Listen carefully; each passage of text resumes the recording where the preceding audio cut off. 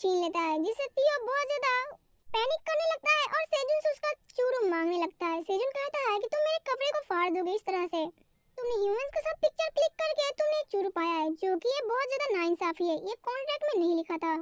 Contract के special condition 3 में लिखा था कि दूसरे पार्टी के बिना मर्जी के तुम किसी भी इंसान के साथ या फिर किसी भी पर्सन के साथ कॉन्ट्रैक्ट साइन नहीं कर सकते।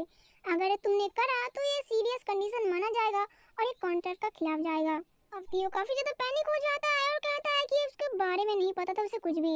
अब तियो जब यहाँ वो रोने लग गया था, इसलिए सेजू उसको मक्खन लगाते हैं और कहता है कि सेल्स किट, तुम हमेशा मेरे लिए एक सेल्स किट रहोगे और मैं तुम्हें बहुत ज्यादा अच्छे से ट्रीट करूंगा, इसलिए मैं चाहता हूँ कि तुम मेरे साथ आकर कुछ बिजनेस की बातें करो। सेल्स किट तियो, तुम काफी ज्यादा अच्छे हो, इसलिए मैं चाहता हूँ कि मैं तुम्हारे लिए कुछ खास करूँ। उसके बाद सेजुन तियो को अच्छा ट्रीटमेंट देने के लिए रेबिट के साथ उसका खातिरदारी करने लगता है और तियो को अपनी गोद में लेटा के उसे चूरू देता है, जो कि तियो को काफी ज्यादा अच्छा लगता है ये ट्रीटमेंट पाकर और उसे महसूस हो रहा था कि ये दुनिया की बेस्ट फीलिंग है। वैसे तो सेजुन उसको कहता है कि सेल किट, आपको कुछ चाहिए? तियो उसे बताता है कि उसे चूरू के साथ उस पिराना फिश को भी खाना है और उसको देने के लिए पकाने लगता है। वैसे तो सेजुन तियो से जानना चाहता था कि वो 38 फ्लोर तक कैसे पहुंच गया बिना किसी मॉन्स्टर से फाइट किए बिना। तियो बताता है उसे कि वो ऐसा इसलिए था क्योंकि उसके पास मर्चेंट का लाइसेंस था। अब तियो उसे बताने लगता है कि ये जो उसका बैज है, इसके लिए उसे काफी सारे पैसे पे करने पड़ते हैं। इसका 2 लेवल होता है, जो हाई लेवल का रहता है उसके लिए तुम्हें काफी ज्यादा पैसे पे करने पड़ते हैं और जो मीडियम लेवल के रहते हैं उसके लिए तुम्हें थोड़े से पैसे पे करने पड़ते हैं, लेकिन इसके भी अलग अलग बेनिफिट्स हैं। इसके मेंबरशिप लेने के बाद तुम्हें माउंटेन और बहुत सारी चीजों के बारे में पता चलता है और भी सारी चीजों के बारे में, जैसे कि मॉन्स्टर तुम्हारे ऊपर हमला नहीं करेंगे, तुम किसी फ्लोर या फिर डंजन को आसानी से पार कर सकते हो और ये तुम्हारी ट्रैवलिंग में भी काफी ज्यादा मदद करेगी। और इसके बाद भी और भी काफी ज्यादा कुछ बेनिफिट्स हैं जो कि तुम्हें बाद में पता चलती जाएगी। वैसे तभी सेजुन तियो से पूछता है क्या तियो उन हंटर्स को यहाँ पर ला सकता है। तियो उसे बताता है कि वो ऐसा नहीं कर सकता क्योंकि मॉन्स्टर भले ही उसके ऊपर हमला ना करे लेकिन वो ह्यूमंस के ऊपर अटैक कर देंगे, क्योंकि सिर्फ मर्चेंट के पास ही उस ऑर्डिनरी मर्चेंट कार्ड रहता है, जो कि बस एक सेल कैट के पास ही या फिर जो मर्चेंट रहते हैं उनके पास ही रहता है, बाकी के लोगों के पास ये नहीं होता, इसलिए मॉन्स्टर उनके ऊपर हमला कर देंगे। और वैसे ही उसने इस मर्चेंट कैट के लाइसेंस का यूज करके काफी सारे फ्लोर के ऊपर उठ चला गया था।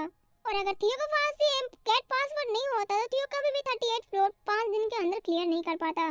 वैसे सेजुन तभी तियो से पूछता है कि क्या उसे पता है कि ये कौन सा फ्लोर पर है जो अभी ये लोग है। तियो उसे बताता है कि 99 फ्लोर है। अब 99 फ्लोर का नाम सुनकर सेजुन के मुंह से हवा निकल जाती है, उसके पैरों तरफ जमीन निकल जाती है, वो हक्का बक्का रहता है, उसे समझ में नहीं आता कि तियो ने अभी भी जो कहा क्या वो सच है। तियो सेजुन का चेहरा देखता है और कहता है कि क्या उसे पता नहीं था कि ये 99 फ्लोर है। सेजुन सुन के तो पहले से ही बहुत ज्यादा हैरान था, वो कांपते हुए पैरों से नीचे जमीन पर गिर जाता है। तियो काफी ज्यादा हैरान हो जाता है कि मिस्टर सेजुन आपके साथ हुआ क्या है।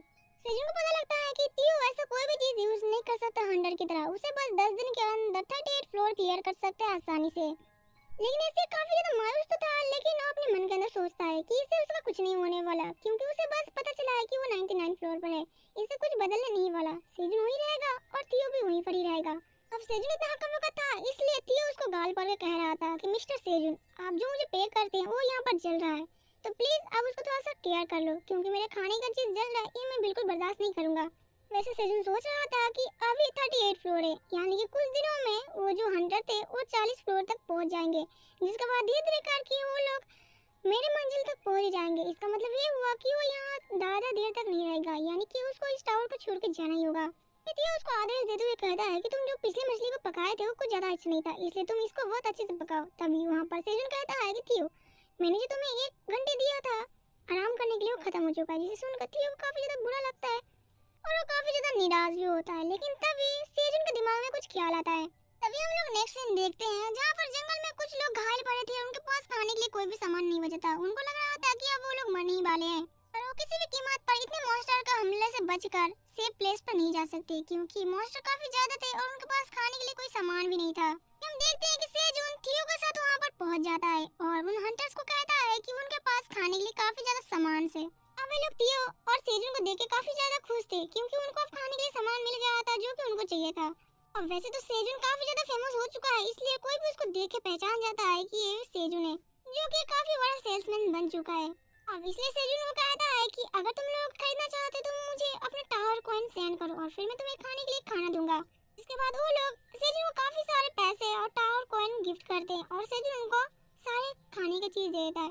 वैसे तो सारी चीजें सेजुन का खाली फ्लाव था जो कि अपने मन के अंदर पका रहा था।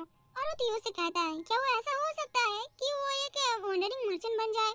थियो से बताता है कि वो ऐसा नहीं कर सकता क्योंकि वो टावर के बाहर से आया है और मर्चेंट वही बन सकता है जो कि टावर के अंदर ही रहकर पैदा हुए हैं और बड़े हुए हैं। वैसे तो सुनने में काफी ज्यादा अच्छा लग रहा है लेकिन ऐसा नहीं हो सकता। क्या सेजुन को इस बारे में ये बात पता नहीं था? अब सेजुन को बहुत जोर से गुस्सा आता है और वो जोर से चिल्लाता है और वो इतनी जोर से चिल्लाता है कि टावर के बाहर से भी आवाज आती है और टावर मैनेजर के पास भी आवाज चली जाती है जो कि टावर मैनेजर कुछ खा रहा था। उसे लग रहा था कि उसे कुछ तो साउंड सुनाई दिया। अब सारे लोग इसके चिल्लाने की आवाज से डर जाते हैं। हम देखते हैं कि थियो ब्लैक रैबिट के सर के ऊपर खड़ा था और वो सेजुन को कह रहा था कि सेजुन कितने जोर से नहीं चिल्लाना चाहिए था क्योंकि वो काफी ज्यादा डर चुका था। लेकिन अब सेजुन को समझ में आ गया था कि इसे गुस्सा करने से कुछ नहीं होने वाला, इसलिए वो डिसाइड करता है कि वो गुस्सा नहीं करेगा और अपनी लाइफ को खुल के जिएगा। जिसके बाद हम नेक्स्ट सीन देखते हैं जहाँ पर दो चेरी टमाटर को लेके दो लोग आपस में कुछ बात कर रहे होते हैं। वो आदमी को देख के लग रहा था ये कोई प्रेसिडेंट या फिर सीईओ होगा जो कि पूछ रहा था कि ये जो फेमस चेरी टमाटो है मैजिकल, ये कहाँ से मिलता है। इस आदमी का नाम मैकरन है और ये गीगल फूड कंपनी का वाइस प्रेसिडेंट है। ये लड़की कहती है मुझे चेरी टमाटर मेरे भाई ने दिया था जो कि फोनिक्स गिल्ड का मेंबर है। एक दिन वो एक भटकते हुए मुसाफिर से मिला और उससे उसने एक चेरी टमाटर खरीदा था। इस लड़की का नाम जेनी है जो कि ईस्टर्न फार्मा कल्चर की सीईओ है। जबकि मैकरन उस टमाटर को घूर घूर के देख रहा था और वो कहता है कि तुम इस बकवास टमाटर को मेरे पास क्यों लेके आए हो, इसका कोई काम नहीं है मेरे पास, और उसको फेंक देता है। अब जेनी कहती है कि मैं तो विंडो खोल के नहीं देख सकती लेकिन तुम तो देख सकते हो, वैसे भी तुम्हें पूरे वर्ल्ड का 39% जनरेशन को कंट्रोल करते हो फूड के देखभाल में, तो क्या तुम इतना भी नहीं कर सकते? लेकिन प्रेसिडेंट यहाँ पर कुछ नहीं बोलता। वो कहता है तुम्हें पता है ना अगर तुमने जरा से भी लापरवाही की तो तुम्हारे लिए अच्छा नहीं होगा। और तुम्हें क्या लगता है ये जो टमाटर है ये कोई मैजिकल टमाटर है? इतना बकवास मेरे पास आके मत करो। भले ही तुम कोई फूड कंपनी से आए हो लेकिन मेरे सामने ऐसे छोटी मोटी बातें मत किया करो, मुझे पता है इससे कुछ नहीं होने वाला। विजय अपने सामने विंडो ओपन करती है और उसे बताती है कि ये जो टमाटर है ये कोई आम टमाटर नहीं है। वैसे तो हम लोग टावर से निकाले गए सारी चीजों का उपयोग अच्छे से नहीं कर रहे लेकिन अभी के जांच पड़ताल के बाद हमें पता चला है कि ये बहुत लाभदायक है। चेरी टमाटर के इस स्टेटस को देखकर प्रेसिडेंट तो बहुत ज्यादा हैरान हो जाता है और वो कहता है जेनी से कि तुम चाहती क्या हो, क्या हम लोग एक साथ बिजनेस में नहीं आ सकते? जेनी उसे बताती है कि उसे कुछ नहीं चाहिए, वो बस इतना कहना चाहती है कि प्रेसिडेंट का जो प्रोजेक्ट है टावर फार्मिंग के बारे में वो बस उसको अपने हाथ में चाहिए।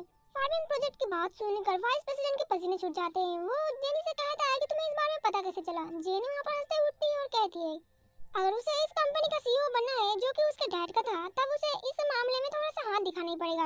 वैसे वो तभी बताती है जो बोर्ड डायरेक्टर है वो अभी दूसरे चेयरमैन को बनाने के लिए तैयार है क्योंकि जो अभी करंट चेयरमैन है वो भी बहुत ज्यादा बीमार है। इसलिए वो मैकरन को टमाटर देते हुए कहती है कि इस मामले में उसका क्या ख्याल है, क्या उसे हाथ मिलाना चाहेगा? जबकि हम देखते हैं कि वाइस प्रेसिडेंट उस टमाटर को लेकर खा लेता है और वो कहता है कि क्या तुम्हारे पास और एक है क्योंकि ये बहुत ज्यादा स्वीट है। जेनी कहती है कि अगर तुम्हें टमाटर चाहिए तो खुद जाओ टावर पर और खुद बाय कर लो। और इस टमाटर को खाने के बाद वाइस प्रेसिडेंट जोर जोर से हंसने लगता है। इसका मतलब ये है कि वाइस प्रेसिडेंट जेनी का जो ऑफर था उसके लिए मान गए हैं। जिसके बाद हम सेजुन को देखते हैं जो कि सबके साथ मिलकर प्लानिंग कर रहा था इस जगह पर रहने के लिए। उन लोगों को किन किन चीजों की जरूरत पड़ेगी और उन्हें बाहर का मौसम भी चेक करना पड़ेगा सेफ्टी के लिए। वैसे तभी सेजुन थियो से पूछता है क्या बाहर कोई मॉन्स्टर है? थियो बताता है वैसे तो यहाँ पर आसपास कोई भी मॉन्स्टर नहीं है लेकिन ये एक क्रिम्सन बियर है जो कि टावर के पास ही रहता है कहीं पर, और जब भी थियो उधर से गुजरता है वो मॉन्स्टर उसको देखकर गुर्राता है और उसे घूरता रहता है। असल में वो वही मॉन्स्टर है जो सेजुन ने उस ब्लू मून की नाइट में देखी थी और अभी भी सेजुन को गुफा से निकलना कोई खतरे से खाली नहीं है। वैसे तो सेजुन सोच रहा था कि बहुत जल्दी उस चेरी टमाटर में फूल लग जाएंगे और उन फूलों का रस पीने के लिए तब तक हजारों हनी भी रेडी हो जाएंगी और फिर सेजुन अनियन लीफ का रस्सी बनाकर उनकी मदद से बाहर निकल जाएगा इस गुफा से।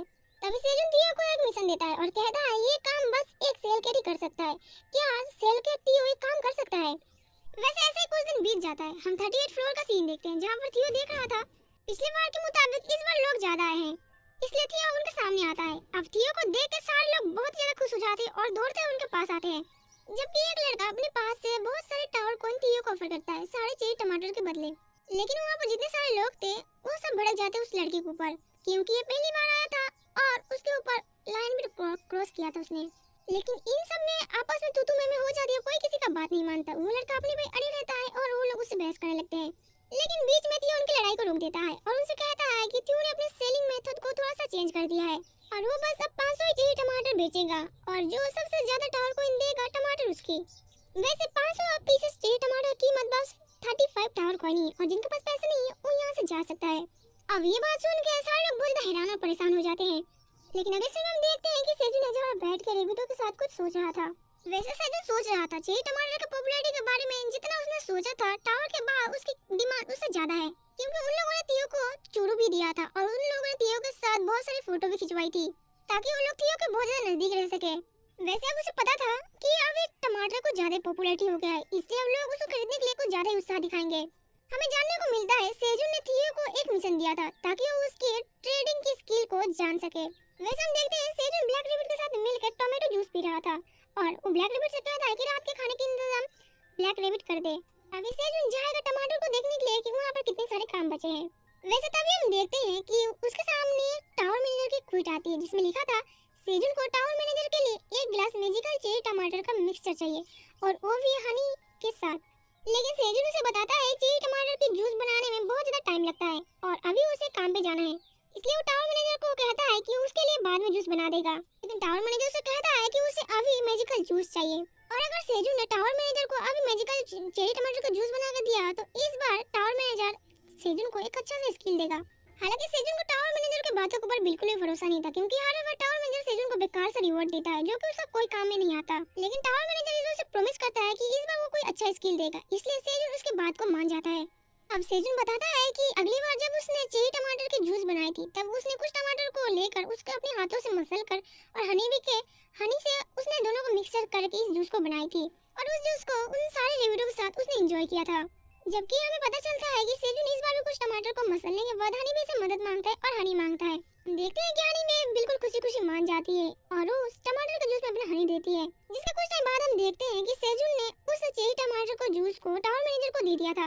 इसे सेजुन अपने मन के अंदर सोच रहा था कि ये जो टावर मैनेजर है एक किस प्रकार का एनिमल है जो कि मेरी हर बनाई हुई चीज उसे बहुत ज्यादा पसंद आ रही है। दूसरी तरफ हम टावर मैनेजर को देखते हैं जो कि सेजुन की बनाई हुई मैजिकल चेरी टमाटर का जूस उसे बहुत ही ज्यादा पसंद आती है और इस जूस को पीकर टावर मैनेजर बहुत ही ज्यादा खुश था और टावर मैनेजर सेजुन को थैंक यू बोलता है इस जूस के लिए, क्योंकि ये जूस उसे बहुत ज्यादा पसंद आती है। सेजुन को सुन के खुश होता है कि टावर मैनेजर उसकी बनाई हुई जूस बहुत ज्यादा पसंद आई, जिसके बाद सेजुन अपने क्विज रिवॉर्ड को ओपन करता है। उसे जानना था कि उसे किस प्रकार की न्यू स्किल मिली है, लेकिन जब सेजुन उस क्विज को रिवॉर्ड को ओपन करता है तो उसे पता चलता है कि उसे न्यू रिवॉर्ड के तौर पर हनी बी को पालने के लिए एक हनी बी न्यू स्किल मिला है और उसकी जो लेवल होती है वो 1 होती है और ये जो हनी बी होगी वो आपस में कभी भी एक दूसरे से लड़ाई नहीं करेगी और ना ही एक दूसरे को छत्ते को तोड़ेगी। वैसे तो सेजुन ये देख के बहुत ज्यादा हैरान था, लेकिन साथ में बहुत ज्यादा खुश भी था। उसे डर था जब वो इस कैफ को छोड़ के जाएगा तब हनी बी उसको ढूंढेंगी और फिर आपस में लड़ाई करेगी, लेकिन अब उसे इसके बारे में ज्यादा टेंशन लेने की जरूरत नहीं है और सेजुन इस स्किल को पाकर इस बार सच में बहुत ज्यादा खुश था। लेकिन वो टावर मैनेजर से पूछता है क्या उसे इस बारे में पता था कि सेजुन को इस एक न्यू स्किल की जरूरत पड़ेगी हनी बी को संभालने के लिए। लेकिन वो टावर मैनेजर को थैंक यू बोलता है इसके मन की बात सोचने के लिए और इसे न्यू स्किल देने के लिए।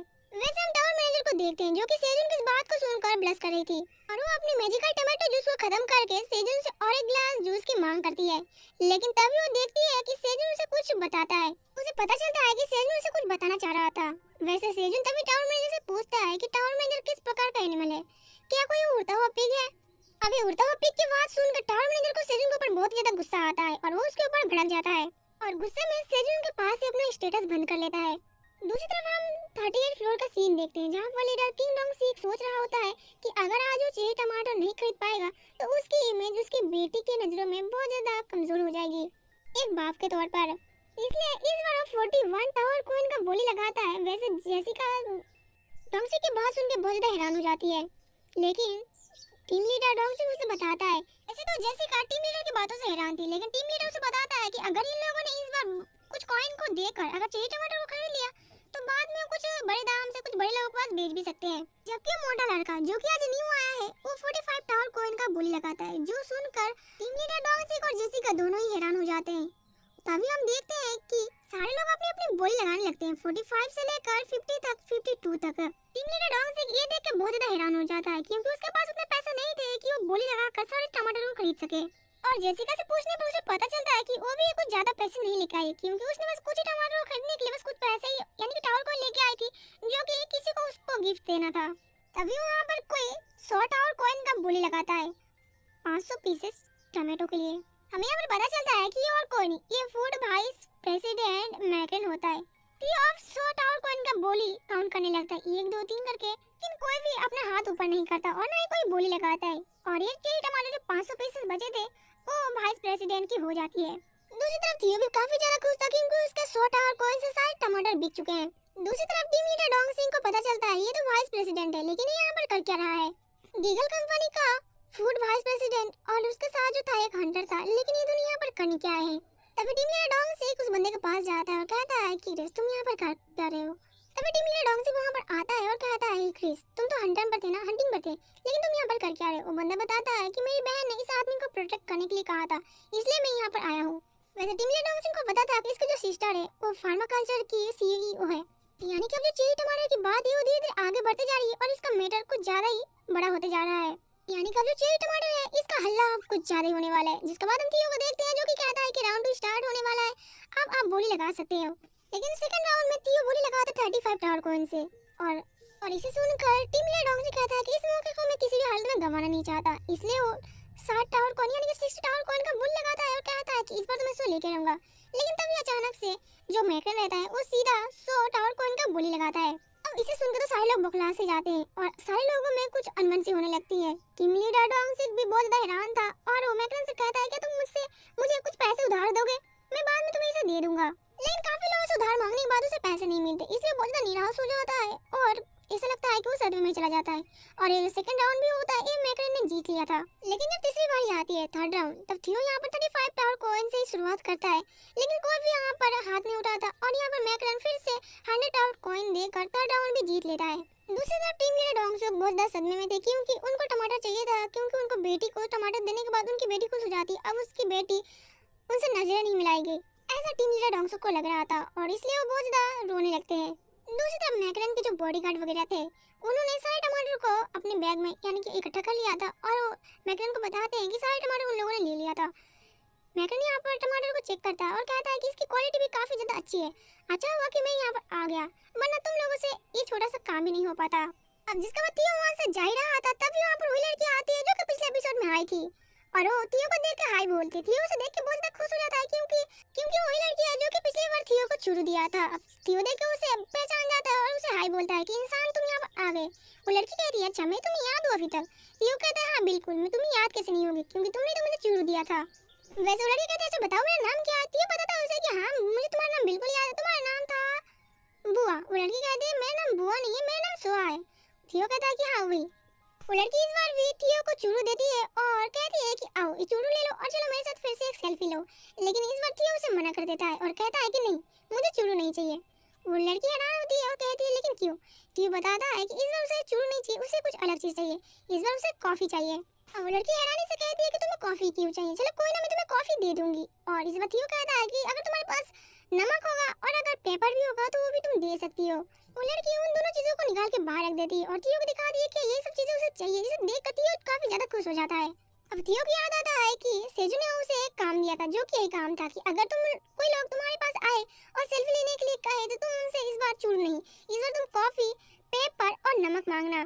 और इसके बदले सेजू थियो को एक सेल केट वाला ट्रीटमेंट देगा, जिसे सोचकर थियो काफी ज्यादा खुश होता है और वो एक क्रीपी सा स्माइल ले रहा था क्योंकि उसे पता था कि सेजुन से पूरे 24 घंटे के लिए एक स्पेशल सेल किट का ट्रीटमेंट देगा जहां पर उसे सेजुन के हाथों से खाना खिलाएगा और उसे बहुत अच्छी फीस भी खाने को मिलेगी।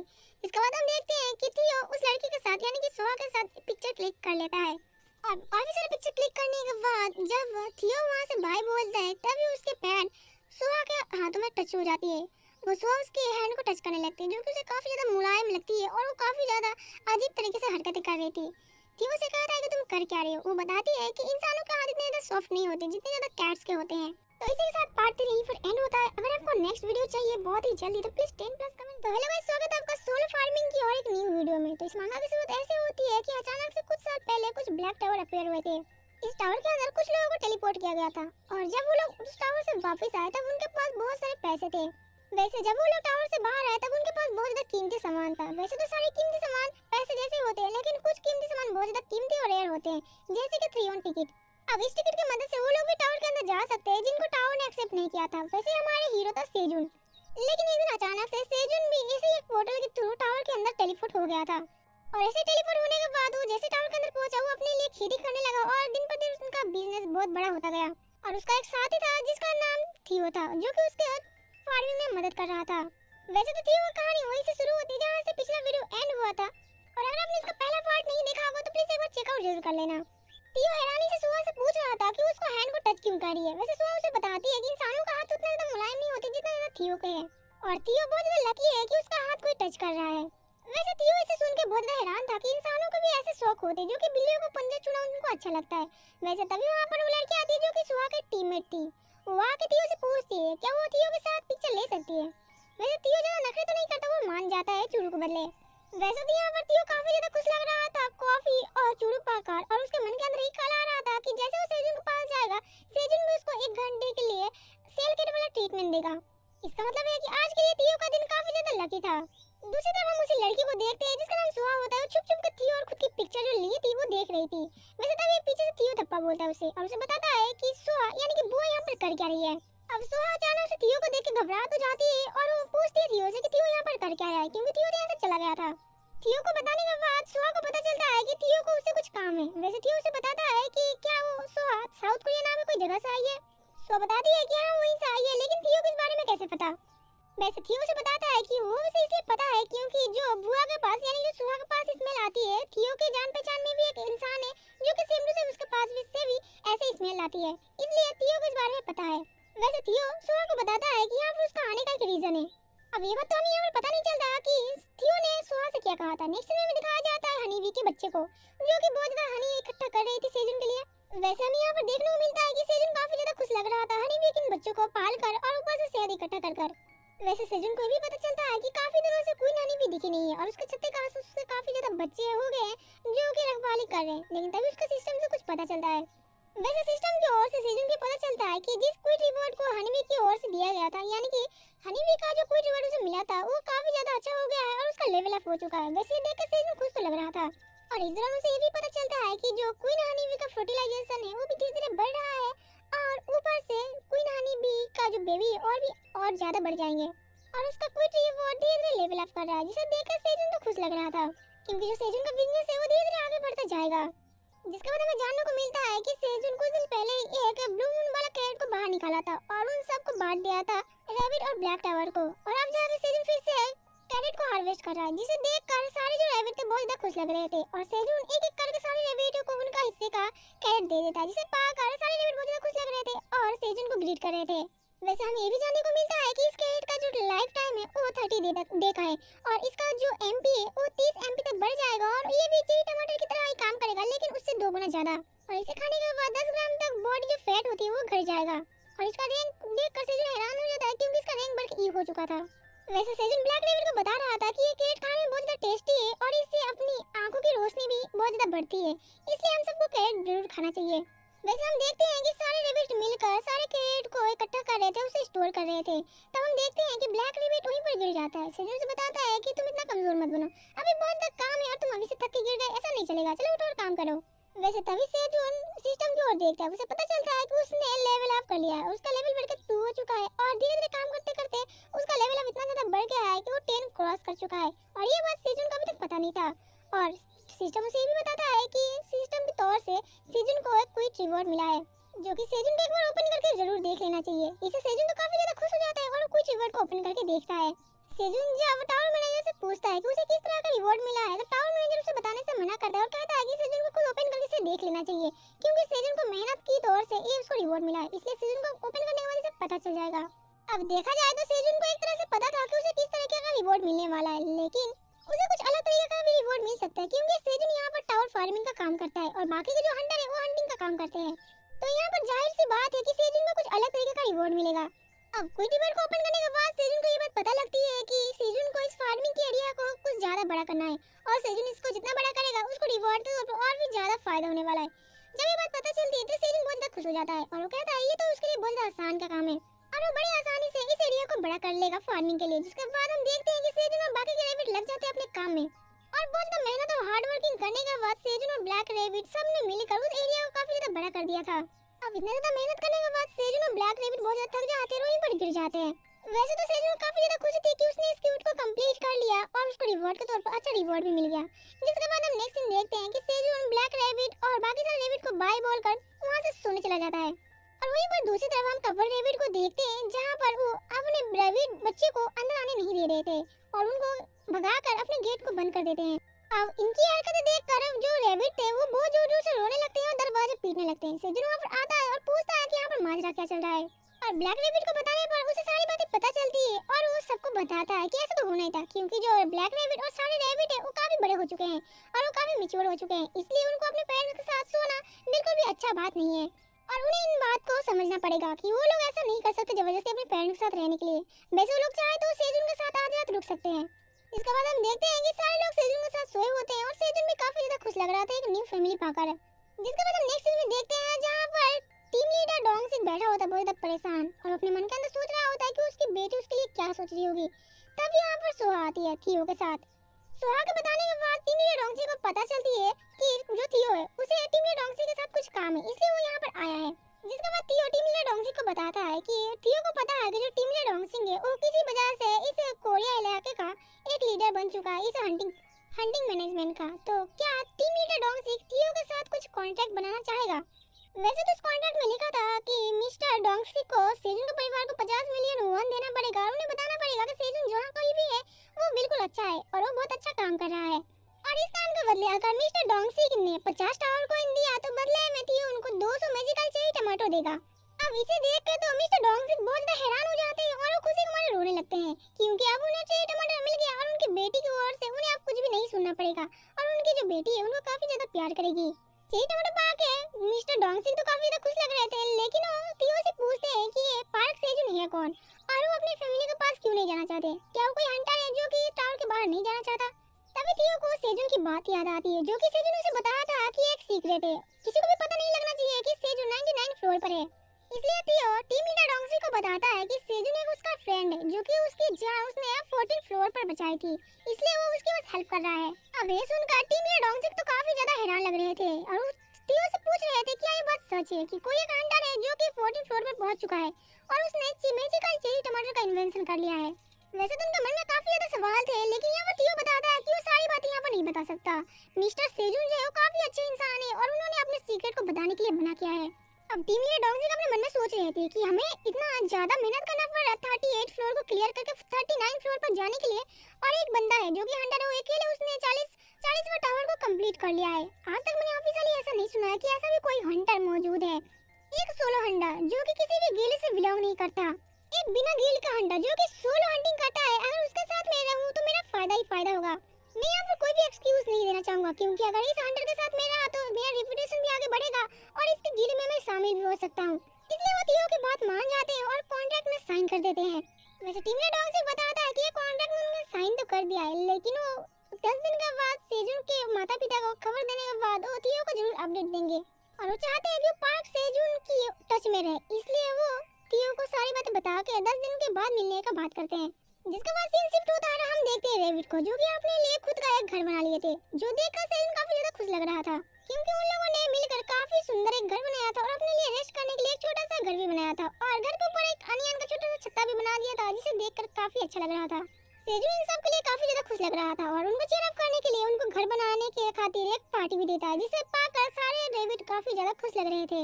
वैसे सेजुन ब्लैक रेबिट को काफी ज्यादा शाबाशी दे रहा था क्योंकि उसने काफी ज्यादा सेजुन की ओर से मदद की है। उसने गिल्ड फिश को भी पकड़ा था ताकि सारे लोग अच्छे से खाना खा पाए।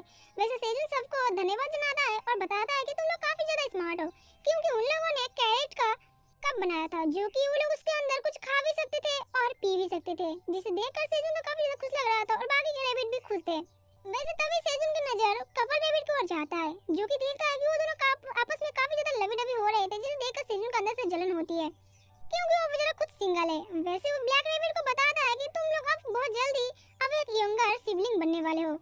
तभी हमें पता चलता है कि सेजुन के सामने फिर से स्टेटस ओपन हो जाती है और उसे वहाँ पर पता चलता है कि जो सीड स्टोर है वो फिर से खुल चुका है और सेजुन फिर से यहाँ पर कुछ सीड बाय कर सकता है। वैसे सेजुन यहाँ पर देखता है कि वो यहाँ पर क्या बाय कर सकता है। उसे पता चलता है कि 5 टावर कॉइन से वो 100 पोटैटो सीड और 0.5 टावर कॉइन से वो स्ट्रॉबेरी सीड और 0.1 टावर कॉइन से वो सलाद के सीड खरीद सकता है।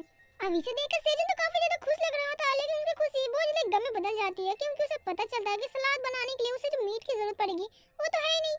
इसलिए अब उसके पास बस 2 चॉइसेस बच गए थे, एक तो स्ट्रॉबेरी खरीद सकता है और दूसरा पोटैटो खरीद सकता है। उसके पास इतना पैसे तो थे जो कि वो खरीद सकता है चीजें, लेकिन प्रॉब्लम यहाँ पर ये था कि उसको बस एक ही चीज खरीदना था और वो एक ही चीज खरीद सकता है, इसलिए वो डिसाइड करने लगता है कि उसको क्या खरीदना चाहिए, स्ट्रॉबेरी या पोटैटो।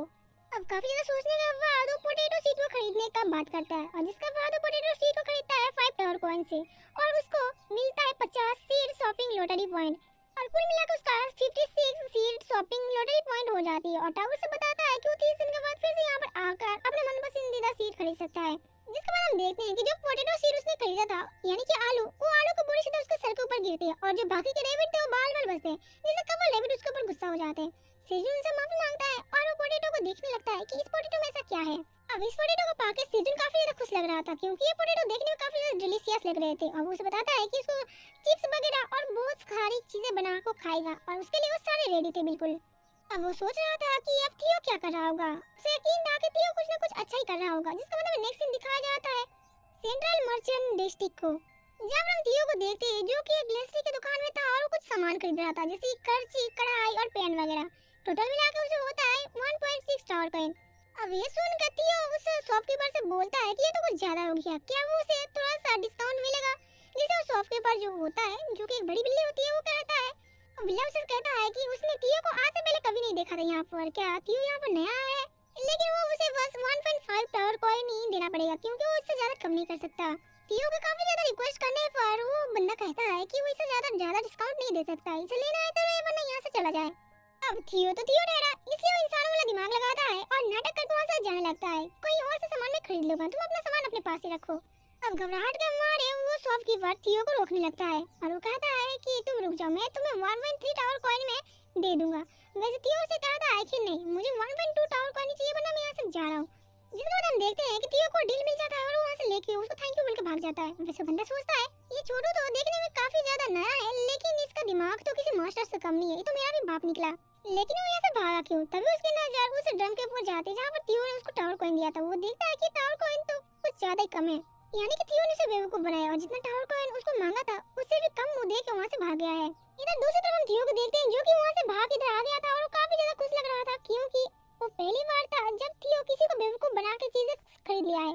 और उसे सेजुन की कही हुई बात याद आती है, किस तरह से सेजुन ने उसे ज्ञान दिया था कि बिना स्टूपिड बने उसको सारी चीजों को बाय कैसे करना। पहले तो उसे जाना है दुकान पर और उसे डिस्काउंट चाहिए, और वो इंसान उसे डिस्काउंट ना दे तो वहाँ से उसको लीव कर लेना चाहिए, जिसके बाद दुकानदार उसे खुद रोकेगा डिस्काउंट देने के लिए और वो जितना भी डिस्काउंट दे उसे उसी डिस्काउंट में हाँ बोल देना चाहिए। और जिसके बाद थियो को देखते हैं जो कि काफी ज्यादा खुश लग रहा था क्योंकि उसका ये डिस्काउंट वाला चीज काफी ज्यादा हद तक सही था और उसने इसमें फायदा उठाया है। अब थियो रास्ते से जा रहा था और उसे पता था कि किस तरीके से उसको डिस्काउंट लिया जा सकता है चीजों को खरीदने के लिए, और उसके टावर के बाहर काफी सारी चीजें हो गई जो वो खरीदना चाह रहा था। तभी उसकी नजर एक गली की ओर जाती है जहाँ पर उसकी नजर उसी गॉब्लिन के ऊपर जाती है जिसने थियो को बेवकूफ बनाया था और 5 टावर कॉइन को हड़पा था। थियो देखता है कि वो गॉब्लिन किसी और को बेवकूफ बना रहा था, उसे बता रहा था कि वह उसको किस तरीके का एक हाई लेवल का मर्चेंट बना देगा। थियो देख के अपना गुस्सा कंट्रोल नहीं कर पाता और कहता है कि इसके हमारे धोखेबाज को तो छोड़ेगा नहीं क्योंकि वो फिर से किसी और को बेवकूफ बना रहा है।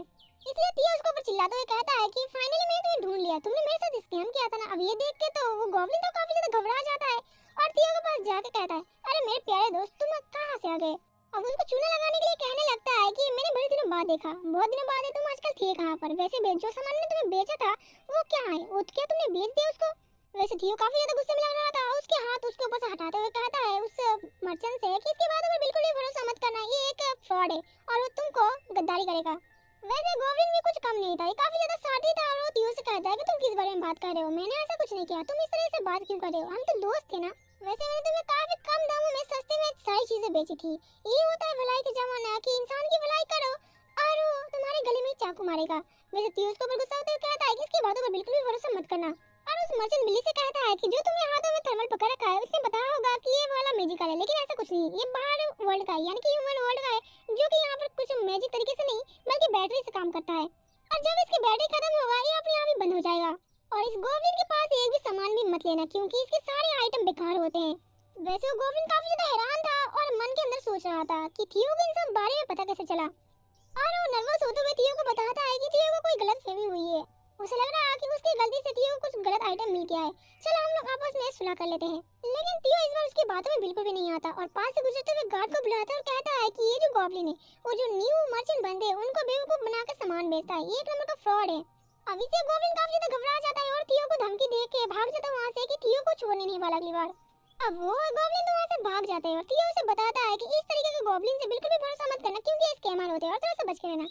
वैसे वो बूढ़ी वाली लड़की थियो को थैंक यू बोलती है क्योंकि उसने उसकी जान बचाई और उसको लूटने से बचाया। और वैसे वो थियो से नाम पूछती है। थियो अपना नाम पूरे गर्व के साथ थियो बताता है और जाते हुए से कहता है कि अगली बार अपना ध्यान रखना, कभी भी किसी गद्दार के हाथों में मत पड़ना, मैं जा रहा हूँ भाई।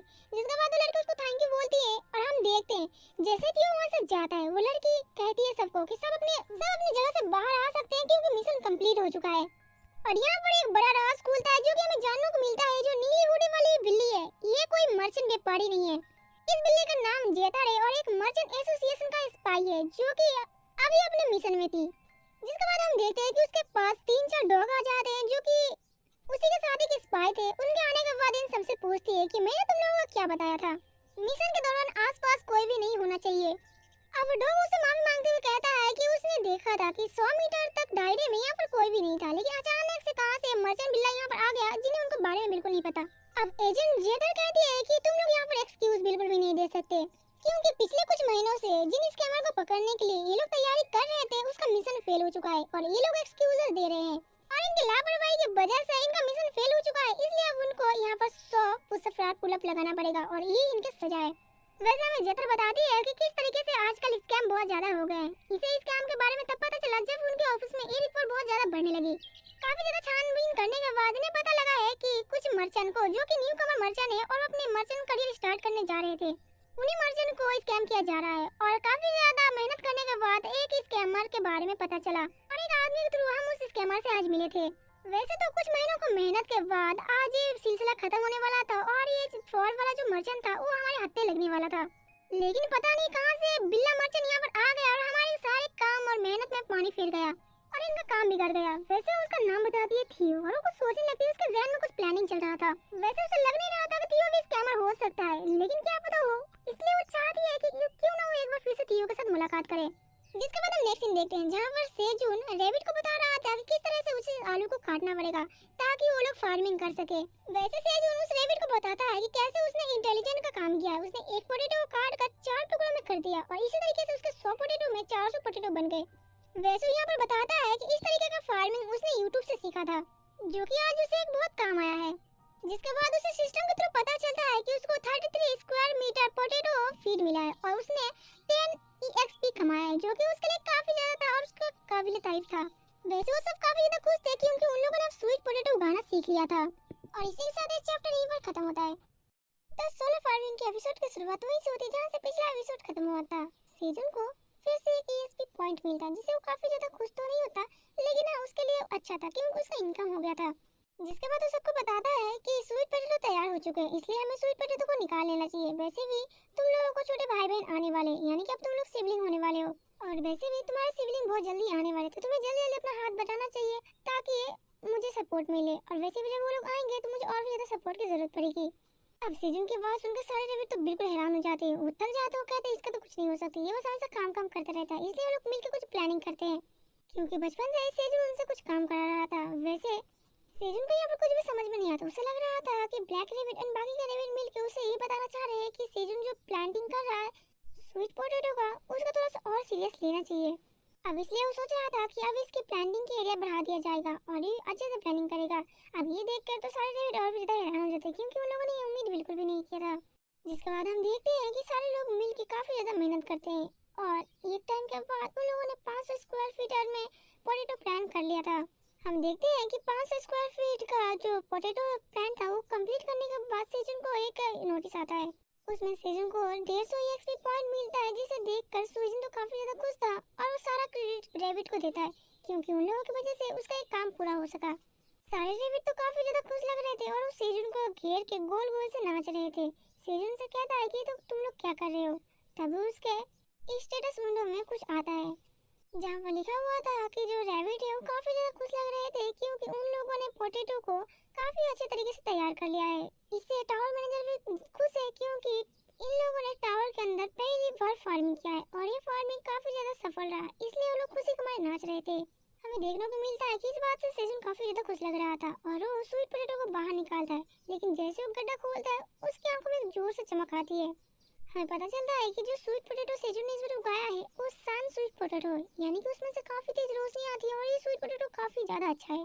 इस पोटैटो में सन की एनर्जी है और ये काफी ज्यादा अच्छा है और टेस्टी बनेगा। इसका सेल्फ लाइफ होगा 30 डे तक और इसका रेंज भी ही था। सिस्टम के बताने पर सेजुन को पता लगता है कि सेजुन ने एक न्यू ब्रेड का स्वीट पोटैटो उगा लिया, जिसे देखकर सेजुन तो काफी ज्यादा हैरान लग रहा था। जिसके बाद सेजुन को ये पता चलता है कि सेजुन ने एक न्यू वैरायटी का स्वीट पोटैटो उगा लिया है, जिससे सेजुन का लेवल अब 2 हो जाता है और इसका EXP जो पॉइंट होते हैं वो बढ़कर 10 हो जाता है। वैसे सेजुन को ये सब देख काफी ज्यादा हैरानी हो रही थी, क्योंकि उसने कभी उम्मीद नहीं किया था कि इतना जल्दी उसका लेवल अप होगा। टावर से ये भी बताता है कि यहाँ पर कोई भी अगर स्वीट पोटैटो इन फ्यूचर अगर उगाना चाहेगा तो बिना सेजुन के परमिशन के वो यहाँ पर बिल्कुल भी ये उगा नहीं पाएगा। अब ऐसा इसलिए था क्योंकि सेजुन वो पहला था जिसने इस स्वीट पोटैटो को उगाया था और सेजुन अगर ना चाहे तो कोई भी उगा नहीं पाएगा। सेजुन पहला इंसान था जो कि टावर में पहली बार स्वीट पोटैटो को उगाया था अपनी कल्टीवेशन के जरिए, और अगर वो ना चाहे तो ये कल्टीवेशन कोई भी नहीं कर सकता। हम देखते हैं कि सेजुन उस पोटैटो को फिर से मिट्टी के अंदर डाल देता है, क्योंकि उस पोटैटो को थोड़ा सा और बढ़ना था और वो ज्यादा जैसे ग्रो करेगा उसके लिए और भी ज्यादा अच्छा होगा। और सेजुन को वैसे भी एक न्यू वैरायटी का पोटैटो मिल चुका था। नेक्स्ट में हमें देखने को मिलता है कि सेजुन और रेविट ने मिलकर कुछ पोटैटो को बाहर निकाल लिया था और रात को उसको पकाकर वो लोग खा रहे थे। हमें देखने को मिलता है कि टावर मैनेजर सेजुन को थैंक यू बोल रहा था। वैसे सेजुन भी टावर मैनेजर को शुक्रिया अदा करता है, क्योंकि टावर मैनेजर इस बार जीत नहीं किया और इस बार का जो मेहनत था वो सारा रेविट के ऊपर गया है और रेविट को पहले खाने को मिला स्वीट पोटैटो। वैसे सेजुन टावर मैनेजर को 10 स्वीट पोटैटो ऑफर करता है, जिससे टावर मैनेजर काफी ज्यादा ग्रेटफुल था सेजुन के इस जेस्चर से। दूसरी तरफ हमें जानने को मिलता है कि जो टावर मैनेजर था उसे काफी ज्यादा अच्छा लगता है स्वीट पोटैटो, क्योंकि ये जला हुआ था और ये पक के काफी ज्यादा टेस्टी हो गया था। वैसे टावर मैनेजर कहता है कि क्या मुझे और भी ज्यादा स्वीट पोटैटो की मांग करना चाहिए, क्योंकि काफी ज्यादा टेस्टी खाने में। लेकिन तभी वो देखता है अपने बॉल से कि सेजुन कुछ तो कर रहा था स्वीट पोटैटो के साथ। हमें पता चलता है कि सेजुन सारे स्वीट पोटैटो बारी बारी से पीस करके उसको सुखाने को दे रहा था अनियन लीफ के ऊपर। टावर मैनेजर ये देख के काफी ज्यादा गुस्सा लग रहा था और वो सेजुन को डांट लगा रहा था कि सेजुन ने क्या करा, सारे स्वीट पोटैटो को खराब कर रहा है। वैसे सेजुन से बताता है कि वो उसे खराब नहीं कर रहा, वो उसे सुखा के और भी ज्यादा एक अच्छा सा डिश बनाएगा जिसे खाने में काफी ज्यादा अच्छा लगता है। वैसे तभी टावर मैनेजर उससे पूछ रहा था कि सेजुन इसे कर क्या रहा है। सेजुन से बताता है कि वो स्वीट पोटैटो को सुखा के एक अच्छा सा डिश बनाएगा और जब ये तैयार हो जाएगा तब टावर मैनेजर को खुद भी पता चल जाएगा कि सेजुन क्या कर रहा है। जिसके बाद हमें नेक्स्ट सीन दिखाई देता है जहाँ पर मिस्टर डोंगसिंग सेजुन के बिल्डिंग के बाहर खड़े थे और वो सेजुन के घर की घंटी बजाकर सेजुन के घर से किसी को चिल्ला रहे थे कि क्या कोई घर के अंदर है। लेकिन तभी हम देखते हैं कि अचानक से दरवाजा ओपन होता है और वो मिस्टर डोंगसिंग को सामने देख के पूछते हैं कि वो कौन है और यहाँ पर करने क्या आया है। हमें पता चलता है कि ये सेजुन का घर है और इसके मॉम डैड और उसके भाई और बहन है। वैसे वो लोग मिस्टर डोंगसिंग को बस पानी दिए थे और वो बता रहे थे कि उन्हें बिल्कुल भी नहीं पता कि उनको क्या सर्व करना चाहिए उनको, क्योंकि इन दिनों उनके घर में कोई भी नहीं आया है। वैसे मिस्टर डोंगसिंग मुझे बताते हैं कि ऐसी कोई बात नहीं, उन लोगों ने मुझे पानी दिया इतना ही मेरे लिए काफी था। सेजुन के पेरेंट्स से बताते हैं कि इन दिनों सेजुन का कोई भी अता पता नहीं है, पता नहीं वो कहाँ मिसिंग हो गया है। तभी टीम लीडर डोंगसिंग उन्हें बताते हैं कि मुझे माफ करना क्योंकि मैं ज्यादा लेट इंट्रोडक्शन दे रहा हूँ, लेकिन मेरा नाम है किम डोंगसिंग और मैं फोनिक्स गिल्ड का 5th टीम का लीडर हूँ। अब सेजुन के पेरेंट्स को तो बात पता ही नहीं थी, लेकिन उसके बेटे का जो छोटा बेटा था वो काफी ज्यादा हैरान हो जाता है। वो दौड़ के वो कार्ड को देखने लगता है, क्या फेमस फोनिक्स गिल्ड का लीडर, और कार्ड को घूर घूर के देखने लगता है और पूछने लगता है डोंगसिंग की क्या डोंगसिंग सच बोल रहा है, वो फेमस फोनिक्स गिल्ड का लीडर है, उसकी कंट्री का सबसे महंगा टीम लीडर। अब जैसे सेजुन के घर वालों को पता चलता है कि टीम लीडर डोंगसिंग फेमस फोनिक्स टीम के लीडर है और ये टीम काफी ज्यादा फेमस है, तो उनकी रहन सहन में उनकी बातों में बिल्कुल बदलाव आ जाती है। सेजुन के डैड सेजुन के मॉम से कहते हैं कि हनी तुम ये क्या सूखे मुखे खाने लेके आई हो, जल्दी से लाओ और हमारा जो सबसे अच्छा खाना है उसको लेके आओ, हम इतना लो लेवल का खाना इनको बिल्कुल भी नहीं दे सकते। उसकी मॉम घबराते हुए पीछे 2 कदम बढ़ने लगती है। वैसे तो यहाँ पर फनी बात ये थी कि थोड़ी देर पहले इनके पास खाने के लिए बस पानी था और 1-2 कुकीज, लेकिन आप देखो इनके पास खाने के लिए काफी ज्यादा सामान आ गया। इसका मतलब सब इम्पोर्टेंस की बात है। यहाँ पर टीम लीडर डोंगसिंग उन्हें बताते हैं कि इनकी कोई जरूरत नहीं है, वो आराम से यहाँ पर बैठ सकते हैं, वो बिल्कुल यहाँ पर कंफर्टेबल है। यहाँ पर हमें जानने को मिलता है कि सेजुन के मॉम डैड काफी ज्यादा सेजुन के लिए परेशान थे और वो पूछते हैं कि सेजुन आखिरकार है कहाँ पर, क्या वो किसी वजह से अभी भी टावर पर है और क्या वो कब तक घर आएगा और वो ठीक है या भी नहीं। टीम लीडर डोंगसिंग अपने पास से एक लिफाफा बाहर निकालते हैं और वो सेजुन के पेरेंट्स को देते हुए कहते हैं कि सेजुन ने मुझे ये देने के लिए कहा था। सेजुन के घर वाले देख के काफी ज्यादा इमोशनल हो जाते हैं और सेजुन को कहते हैं हमें तो पता ही नहीं था कि हमारा निकम्मा बेटा भी इतना कुछ कर सकता है। वैसे उन्हें लग रहा था यहाँ पर कि सेजुन अब इस दुनिया में नहीं रहा और इसलिए इस लिफाफे में उसे कुछ याद है या फिर कुछ समथिंग कुछ होगा, इसलिए वो फूट फूट के रोने लगते हैं। उनको लग रहा था कि अब तो मामला खत्म ही है, लेकिन यहाँ पर टीम लीडर डोंगची बताते हैं कि ऐसा कुछ नहीं है जैसा वो लोग सोच रहे हैं और उनको कहते हैं कि उनको रोने से पहले वो लिफाफा खोल के देख लेना चाहिए। लेकिन जैसे सेजुन के डैड उस लिफाफे को ओपन करते हैं, उन्हें पहले 1 0 2 0 और फिर 50 मिलियन वॉन का एक बड़ा सा लिफाफा मिलता है, जिसे देखकर उनका मुंह खुला तो खुला ही रह जाता है। यहाँ पर टीम लीडर डोंगची बताते हैं कि सेजुन अभी भी टावर के अंदर फंसा है और वो किसी वजह से यहाँ पर आ नहीं सकता, इसलिए उसने ये लिफाफा मुझे दिया है कि आप लोगों को मैं ये दे दूं। ये पाकर और ये सुनकर उसके डैड तो काफी ज्यादा खुश लग रहे थे कि मेरा बेटा मेरे ऊपर ही गया था, मुझे पता था कि वो स्मार्ट था और वो कुछ ना कुछ अच्छा कर ही रहा होगा। उसके मॉम के पूछने पर कि सेजुन अगर इतना अच्छा कर ही रहा है तो यहाँ पर आ क्यों नहीं रहा वापस। टीम लीडर डॉग से बताते हैं कि उस हंटिंग एरिया में कुछ ऐसा चीज है जो कि सेजुन ही संभाल रहा है, इसलिए वो यहाँ से नहीं आ सकता।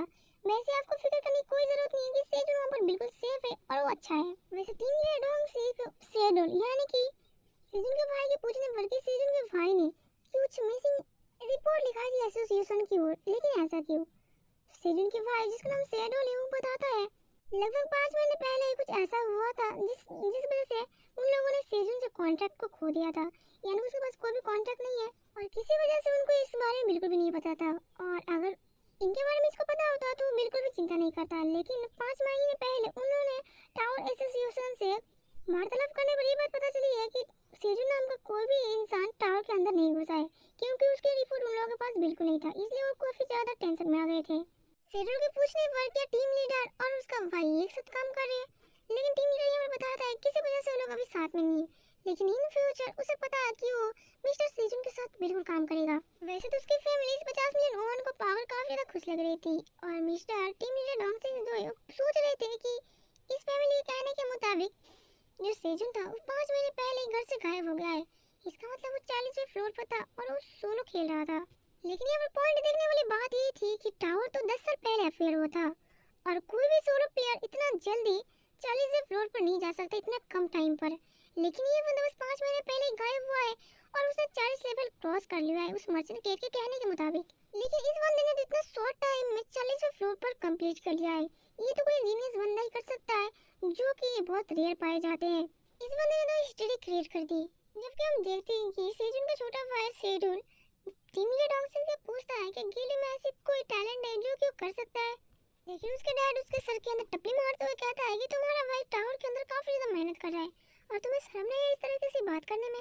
लेकिन टीम लीडर डोंग सिंह यहाँ पर क्लियर करते हुए बताते हैं कि एक हंटर होना कोई आम बात नहीं है, हंटर की लाइफ हमेशा 24 घंटे डेंजरस रहती है और उसकी लाइफ कभी भी जा सकती है, इसलिए एसोसिएशन ये परमिशन नहीं देता, बस एक घर से एक ही हंटर जा सकता है और हंटिंग में ज्वाइन कर सकता है। जिसके बाद वो सेजुन के पेरेंट्स से कहता है कि लगता है कि अब उसे चले जाना चाहिए और वो वहाँ से उठने लगते हैं। सेजुन के पेरेंट्स से कहते हैं कि लेकिन अभी तक तो आपने कुछ खाया भी नहीं है, आपको कुछ खा लेना चाहिए। वैसे टीम लीडर डॉग से उन्हें बताते हैं कि नहीं, उनको थोड़ा सा जल्दबाजी क्योंकि वो टावर को काम को छोड़ के आए और उनके खुद की फैमिली जिनसे वो मिलना चाहते हैं। वैसे टीम लीडर वहाँ से लीव लेते हैं और हमें पता चलता है कि उनका जो टावर को टावर एक्चुअली कंप्लीट हो चुका है। गाड़ी के अंदर वैसे तभी टीम लीडर डोंगसिक की बेटी का फोन आता है, जिसे देखकर डोंगसिक तो काफी ज्यादा खुश हो रहा था क्योंकि उसकी बेटी ने उसको फिर से कॉल किया है। वैसे टीम लीडर डोंगसिक ये बता रहा था कि उसकी बेटी उसे कितना ज्यादा प्यार करती है क्योंकि उसने कॉल किया है। जिसके बाद नेक्स्ट में हम देखते हैं कि सेजुन गाजर की प्लांटिंग कर रहा था। वो हमें बताता है कि यहाँ पर किस तरीके से उसने थोड़ी सी गाजर में बहुत सारे गाजर उगा लिए। असल में बात ये था कि जब भी रैबिट गाजर खाते थे तो सेजुन उन्हें बताया था कि गाजर खा लो लेकिन ऊपर का जो हिस्सा है जो कि जिसमें थोड़ा सा पत्ता वगैरह लगा रहता है उसको छोड़ देना। और उसको सेजुन ने क्या किया कि थोड़ा सा अनियन लीफ के ऊपर पानी को रखकर उसको ग्रो कर दिया, जिसमें से थोड़ा सा रूट बाहर निकलने लगे और उसी रूट को सेजुन ने माटी में गाड़ दिया। जिसके बाद फिर से उसी गाजर के अंदर से एक नई गाजर ने बढ़ना स्टार्ट कर दिया। इसी तरीके से सेजुन ने थोड़ी सी गाजर में बहुत सारे गाजर उगा लिए। इससे सेजुन काफी ज्यादा खुश था और उसकी खेती भी काफी अच्छा चल रही थी। जबकि हम देखते हैं कि टावर मैनेजर की ओर से सेजुन को एक क्वेश्चन आता है कि क्या सेजुन उस स्वीट पोटैटो को जो सुखाया था वो रेडी हो चुका है। इसलिए सेजुन वहाँ पर जाता चेक करने के लिए कि उस स्वीट पोटैटो को जिसने काट के सुखाने को दिए थे क्या वो रेडी हो चुके हैं। सेजुन एक पोटैटो को लेकर उसको खा कर देखता है जिसे उसे काफी ज्यादा अच्छा लगता है और इसके जो स्वीटनेस है वो तो अलग लेवल की एक अच्छी सी स्वाद में बदल चुकी है। ब्लैक रैबिट और व्हाइट रैबिट को भी काफी ज्यादा अच्छा लगता है, जिस सेजुन को महसूस हो रहा था कि वो तो एक जन्नत में ही है। हमें जानने को मिलता है कि जो स्वीट पोटैटो है और उसको भून कर यानी कि आग में जलाकर फिर से उसे अगर सन में सुखाया जाए तो काफी ज्यादा जाता है। वैसे सेजुन काफी ज्यादा खुश था क्योंकि ये बहुत ज्यादा अच्छा इन्वेंशन था, पर वो सोचता है कि वो और भी ज्यादा स्वीट पोटैटो को ऐसे ही सुखाने को देगा क्योंकि काफी ज्यादा डिलीशियस था। जितना भी टावर मैनेजर उसे याद दिलाता है कि सेजुन यहाँ पर कुछ भूल रहे हैं। सेजुन को याद आता है कि अरे टावर मैनेजर को तो उसने दिया ही नहीं, इसलिए वो टावर मैनेजर को देने जाता है, लेकिन उसके मन में कुछ तो चल रहा था, इसलिए वो ड्राई किया हुआ स्वीट पोटैटो टावर मैनेजर को नहीं देता और वो नीचे रख कर अपने बैग के अंदर कुछ ढूंढने लगता है। टावर मैनेजर उससे पूछता है कि सेजुन ये कर क्या रहा है, क्या सेजुन को वो पोटैटो टावर मैनेजर को नहीं देना, जबकि सेजुन उसे बताता है कि वो ऐसा नहीं दे सकता, उसे कुछ अलग तरीके से उसे देना पड़ेगा ताकि टावर मैनेजर को और भी ज्यादा अच्छा लगे। जिसके बाद हमें जानने को मिलता है कि सेजुन ने टावर मैनेजर के लिए पॉलीथीन के अंदर उस पोटैटो को, यानी कि जो सूखी पोटैटो है, उसके अंदर डाल कर दिया है, काफी अच्छे से पैक कर, जिसे देखकर तो टावर मैनेजर थोड़ा सा हैरान ही लग रहा था कि भाई ये क्या जादूबा दे दिया इसने। सेजुन को पता नहीं, उसे पता चलता है कि सेजुन ने उसे इस पोटैटो को पैकेजिंग करके दिया है क्योंकि टावर मैनेजर ने आज तक कभी भी इस तरीके के पोटैटो नहीं खाया है, इसलिए सेजुन चाहता है कि काफी देर तक ये पोटैटो टावर मैनेजर के पास आए और वो अच्छी क्वालिटी में रहे, इसलिए सेजुन ने काफी मेहनत करने के बाद और थोड़ा सा टाइम लेने के बाद इसकी पैकेजिंग करके टावर मैनेजर को दिया है। लेकिन कुछ टाइम बाद भी टावर मैनेजर उसे एक्सेप्ट नहीं करता। सेजुन हैरान था कि टावर मैनेजर एक्सेप्ट क्यों नहीं कर रहा, लेकिन देखते हैं कि टावर मैनेजर सेजुन को थैंक यू बोलता है। सेजुन तो देख के हैरान था कि टावर मैनेजर को अचानक से क्या हो गया, ये बिना लिए दिए थैंक यू बोल रहा है। वैसे सेजुन को तो समझ में बिल्कुल नहीं आ रहा था, वो टावर मैनेजर को बता रहा था कि वो बिल्कुल भी हमारा मजाक नहीं कर रहा। टावर मैनेजर के रिएक्शन से सेजुन तो काफी दुखी था, लेकिन हम उधर टावर मैनेजर को देखते हैं जो कि सेजुन के जेस्चर से काफी ज्यादा खुश लग रहा था और उसे वो पैकेजिंग बहुत ही ज्यादा क्यूट और अच्छा लग रहा था। टावर मैनेजर का हाथ इधर कांप रहे थे क्योंकि इतना ज्यादा क्यूट चीज आज से पहले कभी नहीं देखा था अपनी लाइफ में। उसका रिएक्शन तो मतलब गजब ही के था। वैसे तो सेजुन काफी ज्यादा हैरान था क्योंकि एक दिन से ज्यादा हो गया और अभी तक टावर मैनेजर का कोई भी नामो निशान नहीं था। तभी वहाँ पर कोई नानी भी आती और वो सेजुन के हाथों में कुछ देती है। हमें पता चलता है कि ये कॉर्न का बंडल होता है। उसे देखकर सेजुन तो हैरान था कि कॉर्न इतना जल्दी उग गया है क्योंकि उसने थोड़ी देर पहले ही तो लगाया था। कॉर्न बंडल को देखकर सेजुन हैरान तो था, लेकिन इसने उसके ऊपर ध्यान बिल्कुल भी नहीं दिया था काफी दिनों तक। उसे लग रहा था कि क्वीन के बच्चे जो है, यानी कि छोटे से हनी भी जो है, इसके ऊपर काम नहीं कर रहे या फिर ये बेकार सा हो गया है। लेकिन ये लोग तो अपना काम सही ढंग से कर ही रहे थे। सेजुन ही था जिसने इसके ऊपर ध्यान बिल्कुल भी नहीं दिया था। वैसे अब सेजुन काफी ज्यादा खुश लग रहा था। वैसे उस कॉर्न के अंदर फ्लावर भी आ चुके थे, जिसे देखकर सेजुन हैरान था थोड़ा सा, लेकिन वो कहता है कि इस कॉर्न बंडल को एक बार टेस्ट करना चाहेगा क्योंकि सप्लीमेंट को जो लोग थे वो खाते हैं और ये हेल्थ के लिए भी काफी ज्यादा अच्छा है, इसलिए उसको टेस्ट करता है। लेकिन टेस्ट करने पर उसे पता चलता है कि ये थोड़ा सा कड़वा है लेकिन काफी हद तक स्वीट है। हम देखते हैं कि जो क्वीन हनी बी के बेबी है वो सेजुन को काफी सारा कॉर्न बंडल देते हैं, जिसे देखकर सेजुन तो काफी ज्यादा खुश लग रहा था क्योंकि उसे पता नहीं था कि इतना सारा बंडल उसे आज मिल जाएगा। तभी हम देखते हैं कि यहाँ पर उछलते हुए थियो आ जाता है। थियो की एंट्री हो जाती है यहाँ पर, लेकिन वो अचानक से क्वीन हनी बी को देखकर डर जाता है और वो कहता है कि इसने तो मुझे डरा ही दिया। तो सेजुन को डांट लगा रहा था। वैसे सेजुन उसे बताता है कि उसे डरने की कोई जरूरत नहीं है क्योंकि क्वीन हनी बी और सारे हनी बी के बच्चों को पता है कि थियो हमारे साइड है, इसलिए उसे कुछ नहीं करेगी। थियो उसे देखता है और कहता है अच्छा ऐसी बात है। लेकिन हनी बी के पंखों से निकलने वाला थोड़ा सा हनी और उसके बालों से निकले हुए सेल्डन से थियो को काफी ज्यादा अजीब लगता है और वो जोर जोर से छींकने लगता है और वो जाकर सेजुन के कपड़े पर छींक मार रहा था। सेजुन उसे बताता है कि उसके पास एक ही टी शर्ट है जिसे थियो खराब ना करे। वैसे थियो आज उसने कौन सा बड़ा तीर मारा। थियो उसे बताता है कि हाँ उसने आज कंप्लीट मिशन को पूरा कर लिया है, मतलब उसने मिशन को पूरा कंप्लीट कर लिया जो जो सेजुन ने उसे बताया था। वैसे तभी सेजुन से पूछता है कि सेजुन ने जो काम थियो को दिया था उसके फैमिली के ऊपर न्यूज़ पहुंचा दिया, क्या थियो ने वो काम कर दिया है। थियो सिस्टम को देखकर उसे बताता है कि हाँ सेजुन ने जो थियो को काम दिया है उसने वो बखूबी कर लिया है, जिसे देखकर सेजुन तो काफी ज्यादा खुश होता है कि कॉन्ट्रैक्ट क्विट को थियो ने कंप्लीट कर लिया है, यानी कि उसका रिवॉर्ड और जो 500 मिलियन वॉन उसने लिया था उसका वो क्विट कंप्लीट हो चुका था। जिसे देखकर सेजुन काफी ज्यादा खुश लग रहा था क्योंकि उसके फैमिली पर जो भी था थोड़ा बहुत कर्जा वो मिट चुका है। अभी तो सेजुन तो काफी खुश लग रहा था क्योंकि थियो ने जो डोंगची के साथ कॉन्ट्रैक्ट किया था वो कंप्लीट हो चुका था। अब थियो बताता है सेजुन को कि ऐसा तो होना ही था क्योंकि जो भी कोई टावर का कॉन्ट्रैक्ट साइन करेगा वो बिना पूरा करे वहां से भाग नहीं सकता। वैसे सेजुन थियो को बताता है कि थियो आजकल काफी ज्यादा अच्छा काम करने लगा है और वो सेल्फ डिपेंडेंट होने लगा है और अपना काम खुद से करे और धीरे धीरे दिन पर दिन आगे बढ़ते जा रहा है। ये थियो के लिए काफी अच्छी बात है। वैसे वो खुश था क्योंकि उसने इतने सारे पैसे अपनी फैमिली के लिए भिजवाए थे जिसकी वजह से उन्हें कोई भी दिक्कत का सामना करना नहीं पड़ेगा। लेकिन वो सोच रहा था कि अगर उनकी फैमिली को पता चलेगा कि उनका बेटा टावर में टावर फार्मिंग करता है तो क्या वो लोग उसका मजाक उड़ाएंगे। वैसे थोड़ा सा सैड था क्योंकि उसे अपने घर की याद आती है और बताता है कि मेरा जो छोटा भाई है सेजल, वो काफी ज्यादा बेवकूफ है। वो हमेशा बेवकूफी भरी काम करता रहता है और हमेशा मस्त रहता है। लेकिन उसके डैड है, उसको फार्मिंग आती है और वो फार्मिंग में काफी ज्यादा अच्छे हैं। और उसे ये भी लग रहा था कि जो उसे फार्मिंग की स्किल्स मिली है वो उसके डैड की वजह से ही मिली है। और उसकी मॉम भी खाने का टेबल खाने से भर देती थी ताकि उनमें कोई भी कमी ना आए खाने की वजह से। इसलिए भी सेजन को अपनी फैमिली काफी ज्यादा याद आ रही थी। वैसे तो अभी देखता है हनी भी थी और रेबिट मिलकर सेजन को देख रहे थे। सेजन को समझ में आ जाता है कि ये लोग क्या कहना चाहते हैं। वो उन्हें बताता है कि वो भी उनसे काफी ज्यादा प्यार करता है और वो लोग भी उसकी फैमिली है। वैसे तभी यहाँ पर थियो सेजन को बताता है कि उसने उसके फैमिली के लिए जितना टावर कॉइन दिया था वो उसने दे दिए, और कुछ टावर कॉइन से लगभग 50 टावर कॉइन से उस कॉन्ट्रैक्ट को साइन करके 14.2 टावर कॉइन उसने कुछ बंदों को दिया था। और उसके बावजूद भी उसके पास 208.8 टावर कॉइन बचे हैं।